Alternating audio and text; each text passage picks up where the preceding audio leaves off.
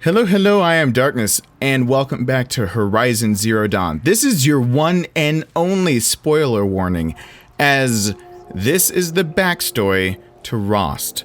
I'm going to make it its own video. I'm probably going to include it in the next one also, but I want to make it its own video of, because Rost is an important character, of the explanation to his backstory, and then re-show you his death, and then we're going to go to his grave.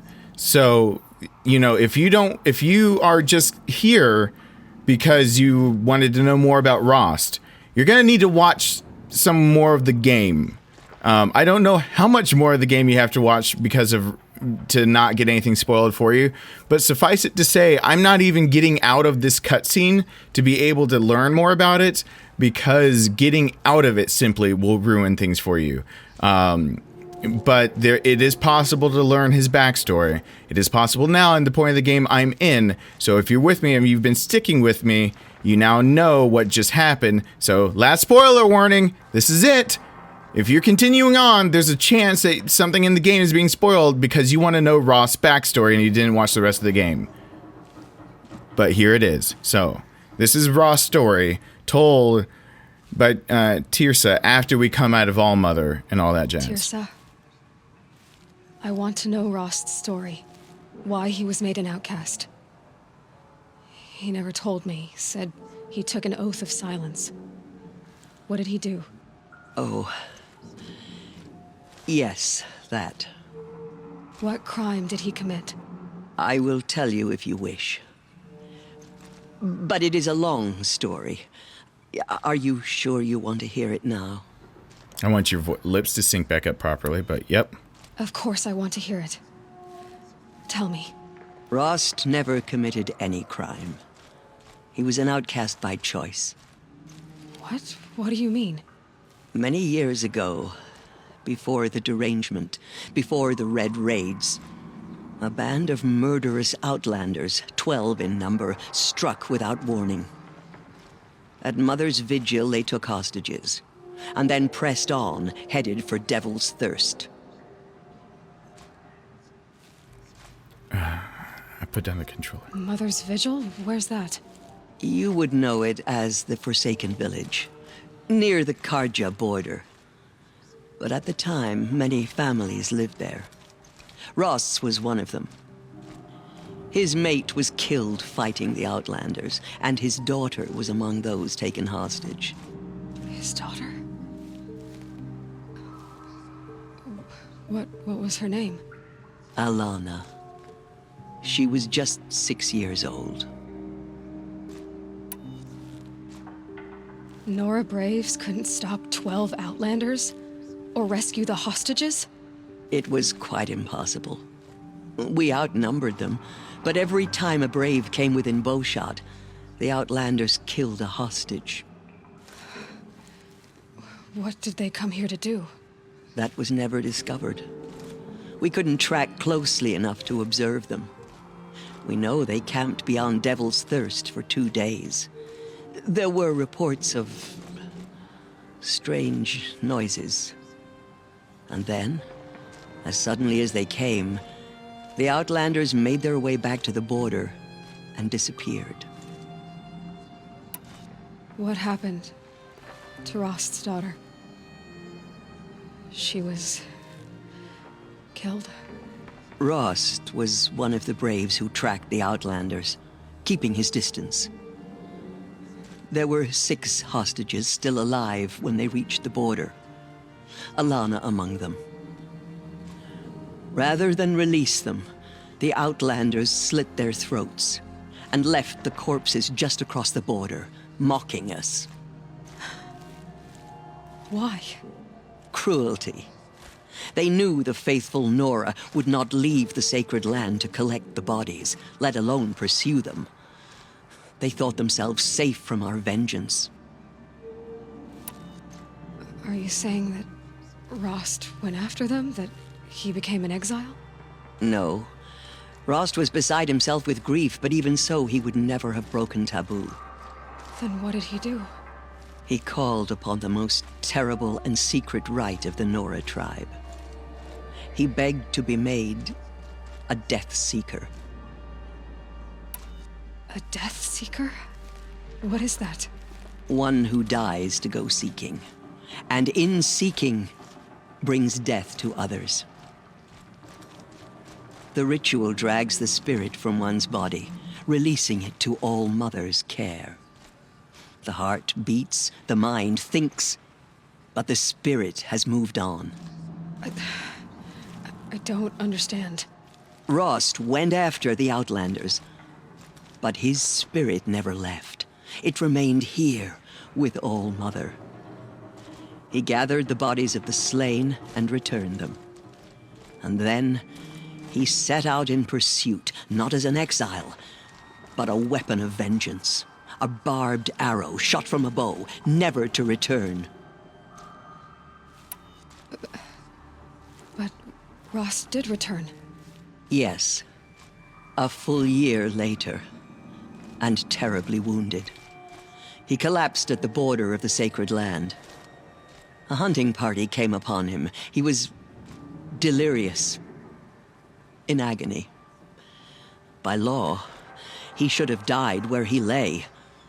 But one of the hunters broke taboo, and reaching across the border, she dragged him to our side. Who was she? A brave who'd lost a mate and 2 sons to the very Outlanders that Rost pursued.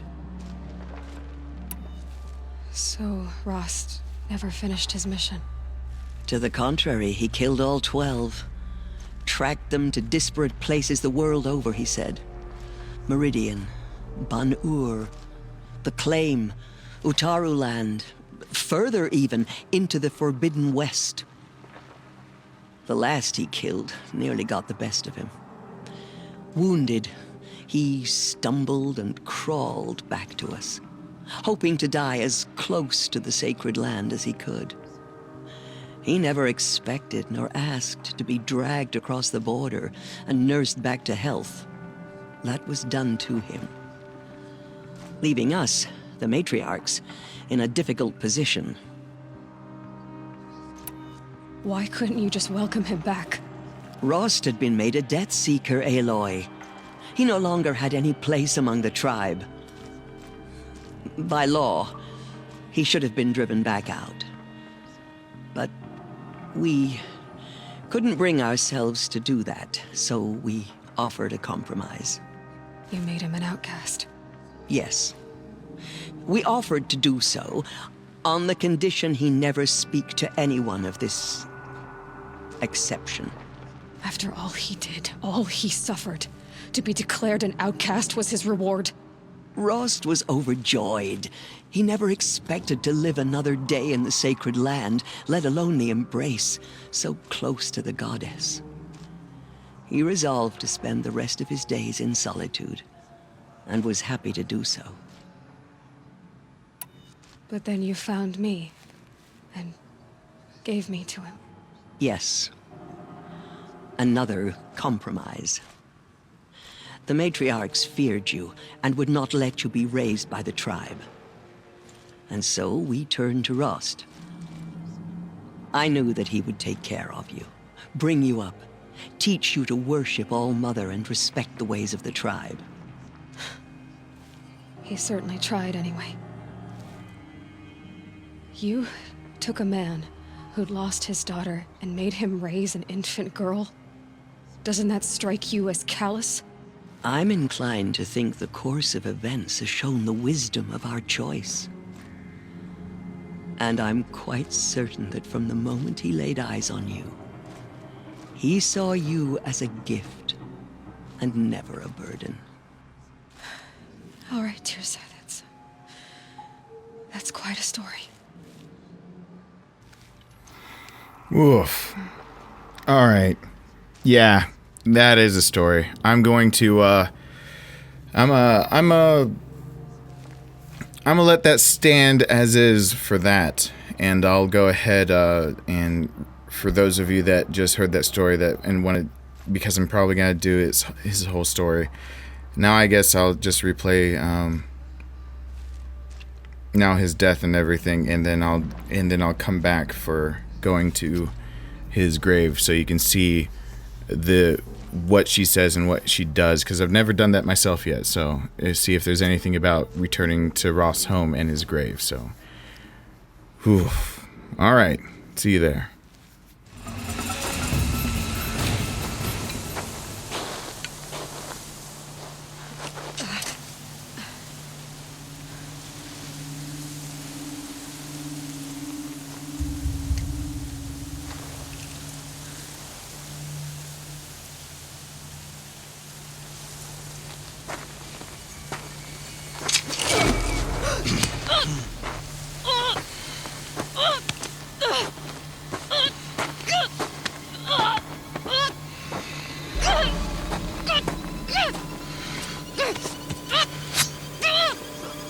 Turn your face to the sun, child.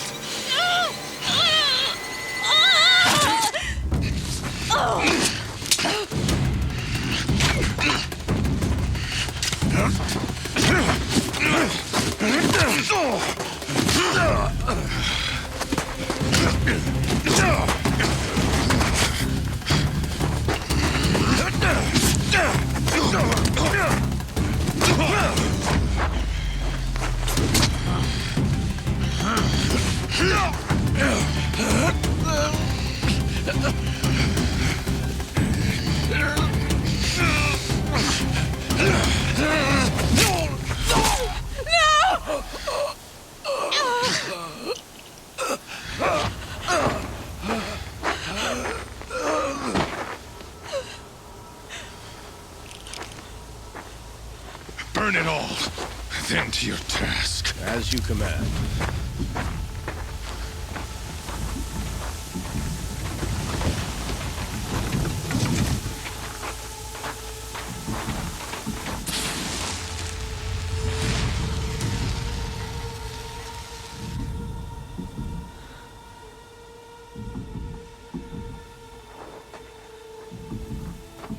Aloy.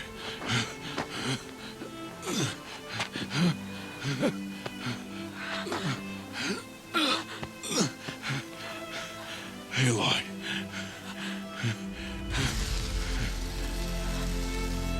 Survive.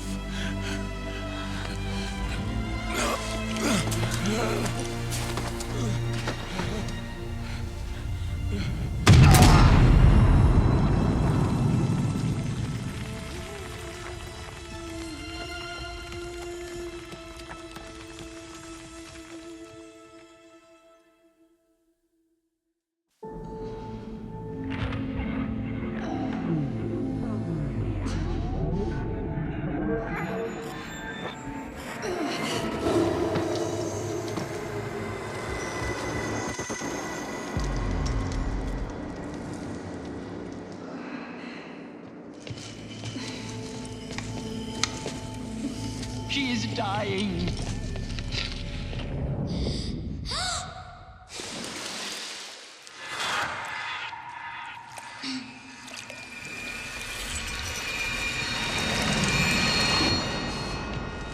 To take her there is blasphemy. She should be near her mother.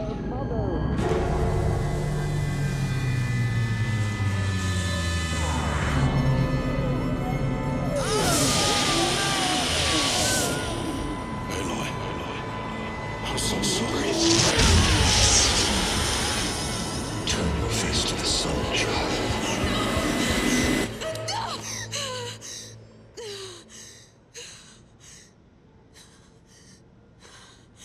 Rost.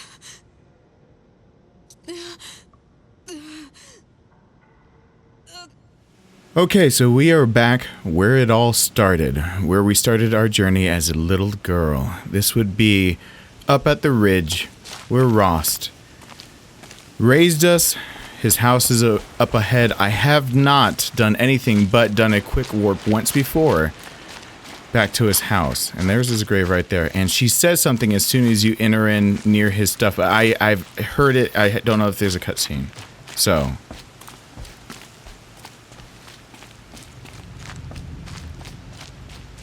Home. To think he built all this.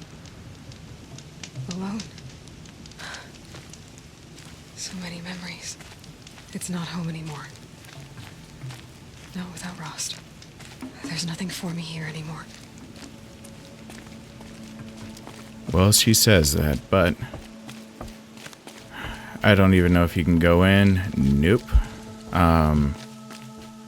Doesn't look like there's anything. And I put on different clothes just to even try to make sure that no one can cry foul about that too. There's always someone that can cry foul about something spoilerish, but here's the one thing I've never done. I have never inspected his grave, which is that right there. That would be his grave, so I don't know if there's anything to do.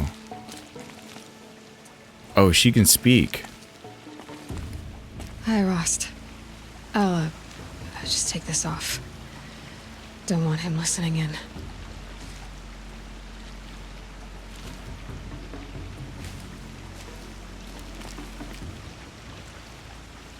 Rost, I can't believe it's taken me so long to visit you. When you said goodbye, I told you I'd find you. Track you down. Well, looks like you did it after all. Went somewhere I can't follow. I should have known you'd be watching. At the proving. Looking out for me. There for me when no one else was. Like always. One last time. So, I went inside the mountain. Do you remember the night before the proving? The final lesson you taught me? You said I needed to serve a purpose bigger than myself. Well, it couldn't get much bigger. It's the same purpose that drove Elizabeth and Gaia when they were willing to die for. So yeah, I'll do it. Give myself to that for Elizabeth and Gaia and for you. Well, I've got a master override to recover, so I guess I'll be on my way. Until next time, Rost.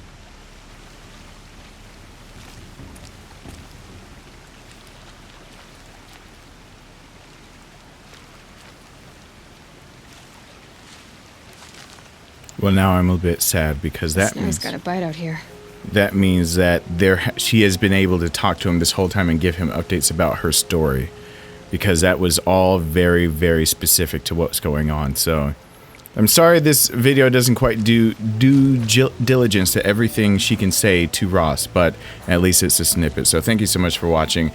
Just a little aside about Rost, his backstory, his death, and being able to visit his grave and his home. So hope you'll join me for the next one, and I hope to see you back here really, really soon. Bye!